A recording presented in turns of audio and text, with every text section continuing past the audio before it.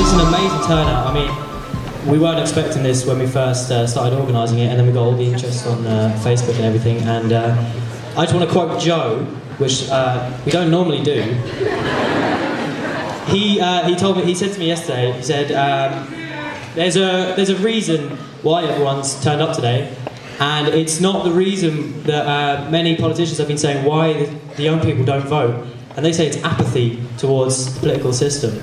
We do care about politics, and this is clear evidence. It's just that we aren't included in enough of the debate, and so this is what we're trying to do today. We will start with a message from the chair of Real Question Time. This is the one and only legend, David Dimbleby. Hello, I'm David Dimbleby, the chairman of the BBC's Question Time, and this is a message to the chairman of BHASVIC's Question Time. Just as I did very well tonight, don't forget, force the panel to answer the questions, give the audience plenty of time, and don't let it go on too long. Like I'm not going to let this go on too long. Good luck, have a good evening, bye.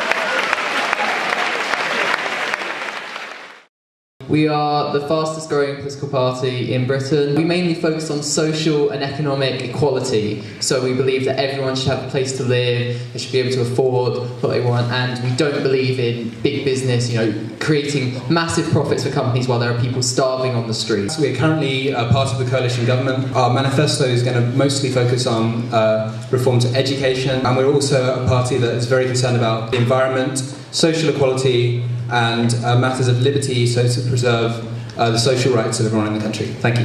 We want to make sure that this is a country that works for everyone and not just the privileged few, not the people at the top with the 6 or 7 figure bonuses. We want to build an economy on the success of the many, where the rules are equal for everyone, so everyone has the same chances. And I'll give you 2 guesses which party I'm representing. I fundamentally believe that the Conservative Party is going to secure us the best future through working towards a more prosperous economy, an economy that works for all of us with good jobs, low taxes, and an environment that supports that. We are a British libertarian party that sees politics through the eyes of the individual.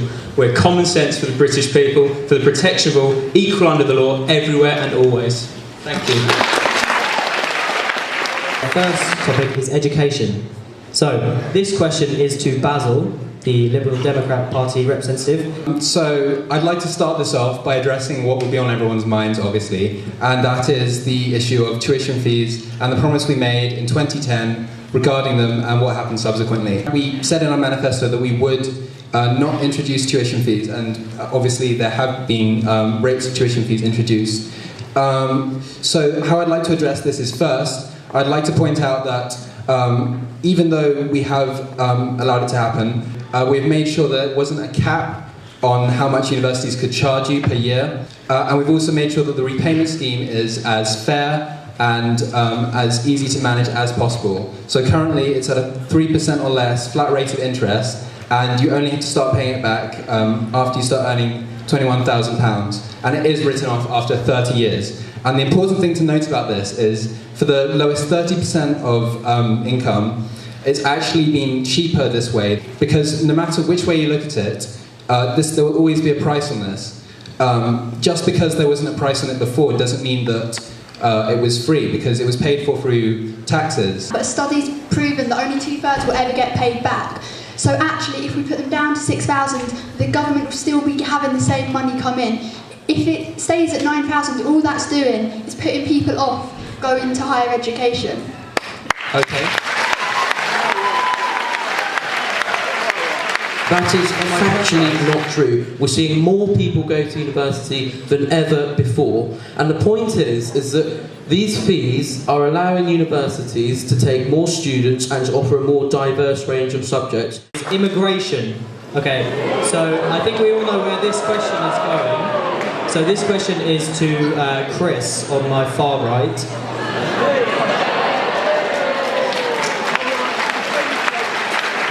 So let's start. Immigration has been a controversial issue, especially with the rise of UKIP. What are your party's views on the current system, and what would they change? Good question. Immigration is probably the most emotive and divisive subject on the political agenda of the upcoming election. We all know that. It's something that affects all of us. Immigrants are just as important to our society as anyone else, and contrary to popular belief, UKIP wholeheartedly agrees with this. UKIP wants to create a fairer system, not a more selective one. However, there are 300,000 people net every year coming into the country under the Tory government, and this is up from 196 under the Labour government. Okay, in our view, this is something that needs to be dealt with. Basically, there is also a misconception that UKIP wants to kick people out. I've heard several people say that very phrase. Not true. The only term in UKIP's immigration policy allowing for people to be deported are illegal immigrants and those to choose to fight for terrorist organisations such as ISIS. UKIP's main immigration change will be the introduction of a 5-tiered visa system based on the Australian points model, which has been working for decades perfectly well. It will create an ethical model for those seeking both work and education. UKIP is also committed to doing away with the amnesties for illegal immigrants, instead committing to increasing border agency staff to cut down on the number of illegal immigrants coming in. To conclude, in a time where there are cuts to frontline public services, a severe housing shortage and relatively high levels of unemployment, we simply cannot afford to be witnessing such an unprecedented rise in immigration and just ignoring it.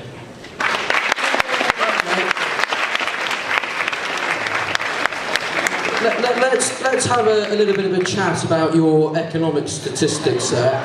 The reason why immigration from inside the EU is up is because in Britain there are more jobs now than in the rest of the EU combined. And I'll tell you another thing. People come here to work. They don't come here to skive off our benefit system, as your party says. Your party talks intolerance and divisiveness, and it is not acceptable in British politics. There is a danger, and times are tough. We all know that times are tough. But there is a danger, and history tells us this, that when times are tough, you turn to the stranger and you blame them, and you shouldn't.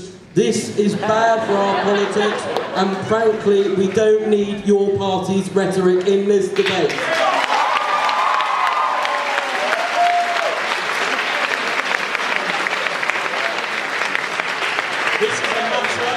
This is a matter of economics. This is a matter of keeping British people employed. This is a matter of making sure that the fair movement of trade labour in the EU works as it should. More people are going in than are going out. We have not got the resources to cope with such a massive rise. It is not kicking people out. It is not being divisive. It is simply trying to keep things under control by our government and not by Brussels. I think your question shows we need to change the conversation about immigration. People think they're worried about immigration. People worried about houses, where are they going to live? That people worry about jobs, how they're going to work, how they're going to survive. And UKIP and the other parties are telling us that this is the fault of immigrants, they can't get these things. It's not. It's the fault of the people who are meant to be organising the country. We need to build more houses. We need to create more jobs, and then people can have this stuff and they don't have to worry. Okay, now we're going to open up to the floor. Right, this question is going to be directed at Joe. We all know the Tories have a very long-term economic plan, so let's start with that. Okay, so 7 years ago, the world experienced a global economic recession. What are your party's plans for the future of the British economy? Right, so I'm going to try this without saying long-term economic plan as much as possible. But essentially, what our party believes is that we've done half of the job. Times are tough and we know this, but it would be wholly irresponsible to hand it back to the people that got us in this mess in the first place. And the reason why you should vote Conservative is because you will secure economic prosperity and a bright future for yourselves. We've halved the deficit in this Parliament. Granted, we wanted more of it to go, but because of the state of public finances that we found, we've got it down to half, which I think is a good achievement. And if we're re-elected in May, we're going to get rid of the deficit completely and get ourselves into surplus. It's absolutely vital to an economic recovery, but when you get a pay packet, you can take most of it home. There can be nothing more discouraging than working hard and then the government taking all of your income. Okay? So how we encourage people to spend and reinvigorate the economy is by cutting income taxes. We have a question over here. Yes, hello. Predominantly directed at Joe, this one. The rhetoric of a long-term economic plan I find particularly amusing because the Tories' policies are by their nature short-term. Your cuts to the deficit are artificial. They've been made in areas that are going to suffer in the long term. By cutting spending in important areas, later on we're going to have to reinvest to build these areas back up again. By cutting funding, all you're essentially doing is causing problems and forcing the responsibility into other areas. To take an anecdotal but rather large and prevalent example, youth services in Brighton and Hove. By cutting them, you end up increasing the spending for police services, for the NHS, whereby they have to pick up the scraps of the Tory cuts. Over there. What are you going to do more regulation to the banks, which if you didn't, after years of Tory and Labour governments, you continuously deregulated, which many economists blame for the large scale of the recent financial crash? Thanks. We're going to give this one to the Greens because the Greens are often criticised on their economic illiteracy. That's me. It's not necessarily what I mean, but let's let Elliot answer this one. Well, on the topic of banks, the Green Party believes there should be a limit on bankers' bonuses. This economic crash was partially caused by bankers getting massive bonuses while there are people out there on the streets being poor. Under a Tory government, we had 2 years of flatline economy. The rich get richer, the poor get poorer. We should not be allowing that. We should allow higher taxes on the rich, and then we should bring in public services to allow everyone to have the basic needs that they need. We would also increase corporation tax. The Greens promised to crack down on tax avoidance, bringing in 38 billion to 120 billion every year is the estimate of tax avoidance. No other party seems to care about tax avoidance. Labour, Tory, Lib Dems, all of them have done nothing. They've been incredibly soft on tax avoidance. Well, as I've said...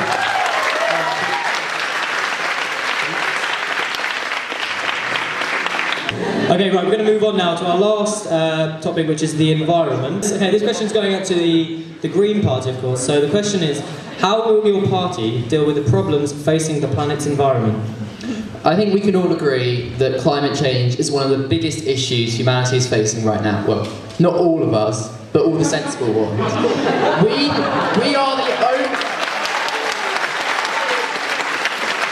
the only political party that promises serious measures on climate change. The Conservatives don't even have a policy on environment, for God's sake. We promise that we will try and cut down on fossil fuels, eventually getting rid of them, do massive investment into the renewable energy sector. Solar, wind, this is our future, and we need to be investing now, not later. We also want to make sure that public transport is the best it can be. Right now, about 25% of our carbon emissions come from transport. If we cut down on cars and all that kind of stuff and make public transport much better, much cheaper, and nationalise it, then more people will be taking buses, trains, all that kind of stuff, and we'll be reducing carbon emissions.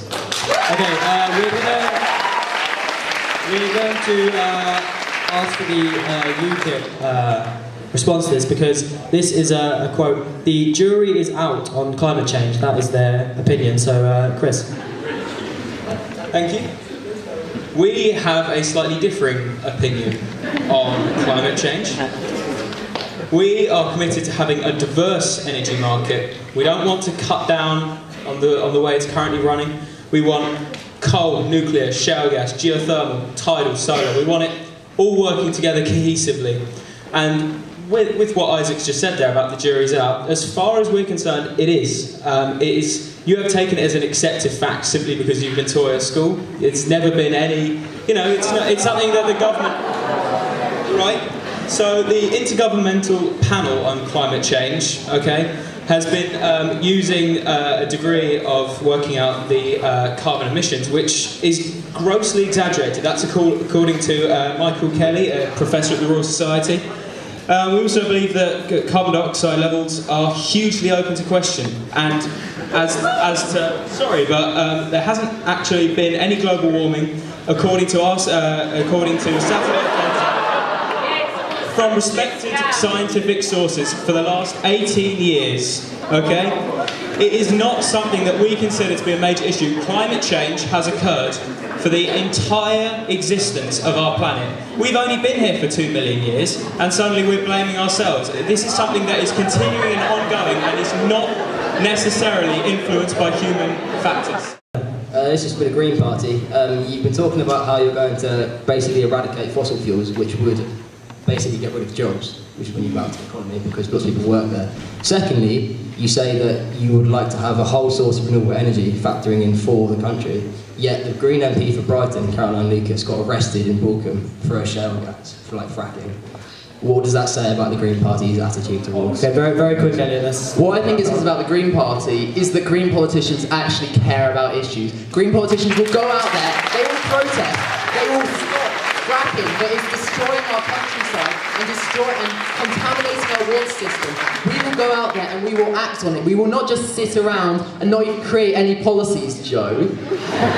So first, and then on the subject of getting rid of jobs. Obviously, there is problems when if you get rid of an industry, it will, get rid of some jobs, but we will also massively invest in solar and wind and other renewable energies, creating jobs there. Secondly, we are a political party that wants to massively restore the public sector, creating 1 million jobs by 2020. We are not a party that is trying to get rid of jobs. We will create jobs, we just don't want jobs that are harming our environment. Okay, right. We're going to have the last point for Sean. Promised to create 1 million new high-tech green jobs by 2025 and set a legal target for decarbonising electricity by 2030. And I realise these are similar to the green things, but what differs between us is that Labour can get into government and Labour can do this stuff, whereas the Greens can just be a small pressure group on the side. Okay, I'm afraid we're gonna have to stop there. So thanks everybody for coming.